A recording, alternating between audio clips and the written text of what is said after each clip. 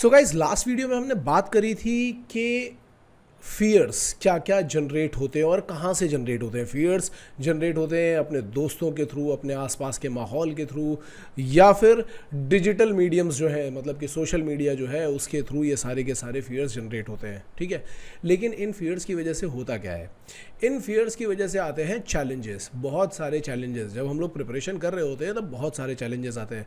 मैंने आपको पहले ही बताया था, और ख़ास तौर से मैंने लास्ट लेक्चर में बताया था, लास्ट वाले वीडियो में बताया था कि ये जो सीरीज़ चल रही है केवल उन लोगों के लिए जो घर पे बैठ करके जान लगा करके प्रिपरेशन करना चाहते हैं, उनके लिए बिल्कुल भी नहीं है। जो टाइम पास करना चाहते हैं, केवल अपनी नॉलेज बढ़ाना चाहते हैं, जिनको सस्ते नशे में बड़ा मज़ा आता है, ना ना ना ना, आपके लिए बिल्कुल नहीं है, आप छोड़ के चले जाओ।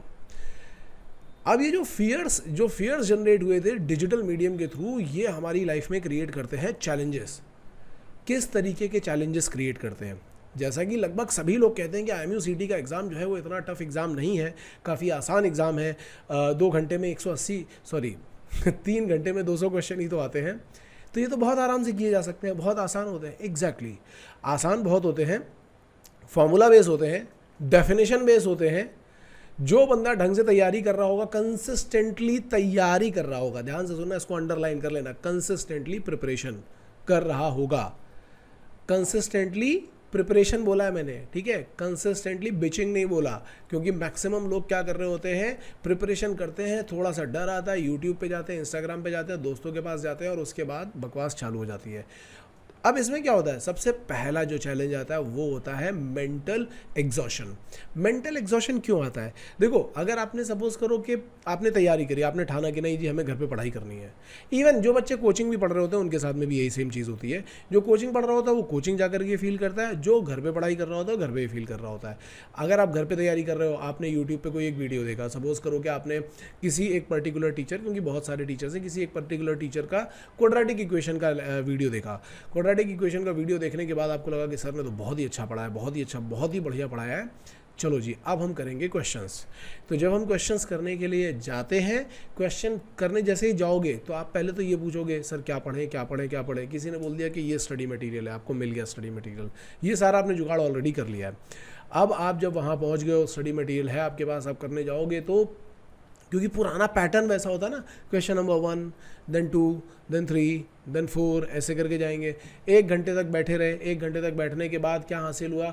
पता चला कि 5 ही क्वेश्चन हुए हैं। पर आप आज बहुत डट करके बैठो, आपने बोला नहीं नहीं आज मैं और ढंग से पढ़ाई करूँगा चाहे कुछ भी हो जाए। आप 1 घंटा और बैठे, 10 क्वेश्चन हुए, 2 घंटे में सिर्फ 10 क्वेश्चन, और हो सकता है 10 में से 3-4 गलत भी हो गए हो।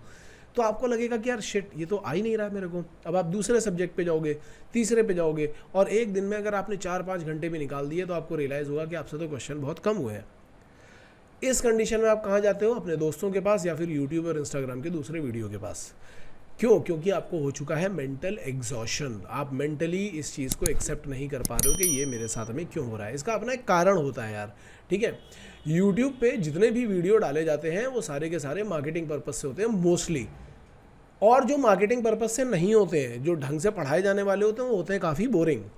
अब है क्या कि हम लोगों को शुरू से आदत पड़ चुकी है एंटरटेनमेंट की, हर चीज़ में हमें चाहिए एंटरटेनमेंट, मसाला। तो जब हमें जिसमें मसाला मिलता है वहाँ पे ज़्यादा, जिसमें ये बिचिंग वाला ज़्यादा मसाला मिलता है, वहाँ पे पढ़ाई ज़्यादा नहीं मिलती, और जहाँ पे पढ़ाई मिल रही होती है वो होता है बोरिंग। तो ये मैंने एक एक्सपेरिमेंट करके देखा था, अगर आप अभी भी जा करके देखना चाहो तो एक चैनल है हमारा बहुत पुराना जिस पे हमने वीडियो डालने बंद कर दिए हैं, उसका नाम है McAfee, maths chemistry physics edu world करके। वहाँ पे क्या होता है कि हमने बहुत रिगरस वीडियोस डाले, लेकिन कोई नहीं पढ़ता, क्योंकि वो केवल पढ़ाई पे केंद्रित है। मस्ती खोरी उसमें नहीं होती है, हंसी मजाक, बातें, शायरियाँ, गाने, ये सब नहीं होते हैं। तो इस वजह से मेंटल एग्जॉशन आता है। अब जब मेंटल एग्जॉशन आता है, आपने डे 1 पे तैयारी करी, आपको मेंटल एग्जॉशन आया, आपने सोचा नहीं नहीं मैं हिम्मत नहीं हारूंगा, मैं दूसरे दिन फिर तैयारी करूँगा, तीसरे दिन फिर करूँगा, चौथे दिन, लेकिन ये मेंटल एग्जॉशन आते जा रहा है। 15 दिन के बाद या 16 दिन के बाद या 20 दिन के बाद आपने एक टेस्ट दिया, तो टेस्ट जब आप देते हो तो आपको पता चलता है कि टेस्ट में तो आपका परफॉर्मेंस बहुत ख़राब है। या कई बार लोग टेस्ट दे ही नहीं रहे होते और उनको आखिरी में जाकर के पता चलता है। जैसे जो बच्चा घर पे प्रिपरेशन कर रहा होता है और उसके पास टेस्ट पेपर होते ही नहीं है, उसको एकदम आखिरी में जाकर के पता चलता है कि हमारी तो परफॉर्मेंस बहुत ख़राब है। अगर कोई अच्छा बच्चा होगा तो घर पे भी टेस्ट अरेंज करेगा और देखेगा कि मेरे मार्क्स कितने आ रहे हैं, और उसको पता चलता है कि अरे यार परफॉर्मेंस तो ख़राब आ रही है। अब जब परफॉर्मेंस ख़राब आ रही होती है तो ये तीसरे चैलेंज को जनरेट करता है जिसका नाम है इमोशनल स्ट्रेन आइसोलेशन। तो इमोशनल स्ट्रेन और आइसोलेशन के बीच में एक्चुअल में कॉमा है। इमोशनल स्ट्रेन क्या होता है? इमोशनली अंदर से खिंचे खिंचे से महसूस हो रहे होते हो, ऐसा लग रहा होता है कि अब ये किसको बताएं किसको नहीं बताएं, मम्मी पापा को बताएंगे तो क्या लगेगा, भाई बहन को बताएंगे तो क्या लगेगा। मैंने कई बच्चे देखे जो हमारी क्लासेस में भी प्रिपरेशन करते हैं, उनके साथ में प्रॉब्लम होती है। टीचर्स को बताएं कि नहीं बताएं, कई बार तो 3-3 4-4 महीने तक वो टीचर्स को नहीं बताते हैं, और एकदम आखिरी में जब रिजल्ट ख़राब हो जाता है तब बताते हैं कि सर ऐसा ऐसा हो रहा था। या अपने आप में ही खिंचा खिंचा महसूस करेंगे, किसी के साथ में शेयर नहीं करेंगे। आइसोलेशन का मतलब क्या होता है? एकदम अलग हो जाते हैं। क्यों अलग हो जाते हैं? क्योंकि उनको ये लग रहा होता है कि अगर मैंने ये बताया तो लोग मेरे बारे में क्या सोचेंगे, मम्मी पापा मेरे बारे में क्या सोचेंगे, दोस्त मेरे बारे में क्या सोचेगा, टीचर मेरे बारे में क्या सोचेगा। लेकिन सच्चाई ये है कि इस जगह पर आपको किसी अकाउंटेबिलिटी पार्टनर की ज़रूरत है, किसी कोच की ज़रूरत है। आपको उनके पास में जाना चाहिए, जो आपके कोच हो, जो आपके टीचर हो, जो आपका अकाउंटेबिलिटी पार्टनर हो। घर में आपके भाई बहन हो सकते हैं, मम्मी पापा, उनके पास जाकर के अपनी प्रॉब्लम डिस्कस करना ज़रूरी है। ऐसा नहीं है कि कोई आपकी प्रॉब्लम को ध्यान से सुनने के बजाय सिर्फ आपका मजाक ही उड़ाता रहेगा।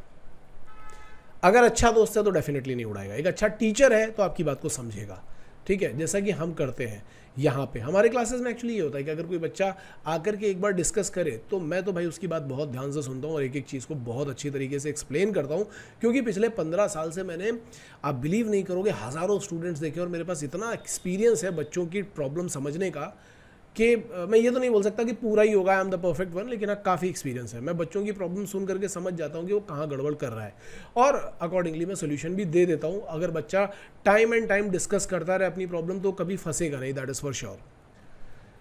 अब जब ये होता है कि आप डिस्कस करते नहीं हो तो आप बर्नआउट फील करते हो। चौथी प्रॉब्लम ये, चौथा चैलेंज ये कि आप फील करते हो बर्नआउट। बर्नआउट फील करने का मतलब क्या है? आपको ऐसा लग रहा होता है कि आप जान पूरी लगा रहे हो पर मिल कुछ नहीं रहा है। मेहनत बहुत कर रहे हो लेकिन मिल कुछ नहीं रहा है। बहुत कोशिश कर ली लेकिन मिल कुछ नहीं रहा है। ये कुछ 1-2 महीने के बाद आ जाता है। जनरली घर की प्रिपरेशन में ये चैलेंज बहुत होता है, जो बच्चे घर पे प्रिपरेशन कर रहे होते हैं। क्योंकि होता क्या है, घर में प्रिपरेशन करने का मतलब है कि आपके पास पैसे नहीं है। पैसे नहीं तो ऑब्वियसली फाइनेंशियल कंडीशन ख़राब है, आपको जगह नहीं मिल पा रही होगी, कभी काम करना पड़ रहा होगा। तो ऐसी सिचुएशन में आप फंस जाते हो, बर्नआउट फील करते हो, कॉन्फिडेंस अपने आप डाउन हो जाता है। ये नया चैलेंज है कि आपका कॉन्फिडेंस इन सब चीज़ों को लेकर के डाउन हो जाएगा कि अरे यार शिट, पता नहीं होगा कि नहीं होगा, मुझे तो कोचिंग ज्वाइन कर ही लेनी चाहिए या नहीं करनी चाहिए, या इस तरीके के थॉट्स आते रहते हैं। और धीमे धीमे जो आखिरी चैलेंज है वो ये है कि धीमे धीमे आपका जो इंटरेस्ट है स्टडीज़ में वो ख़त्म हो जाता है। अब आप केवल सोचना शुरू कर देते हो और एक्शन लेना बंद। इसको बोलते हैं प्रोक्रास्टिनेशन, टाल मटोल करना। इसमें क्या होता है कि हम बैठे रहते हैं और सोचते रहते हैं कि यार ये करना चाहिए, वो करना चाहिए, वो करना चाहिए, फलाना करना चाहिए, ढिकाना करना चाहिए, लेकिन करते कुछ नहीं है।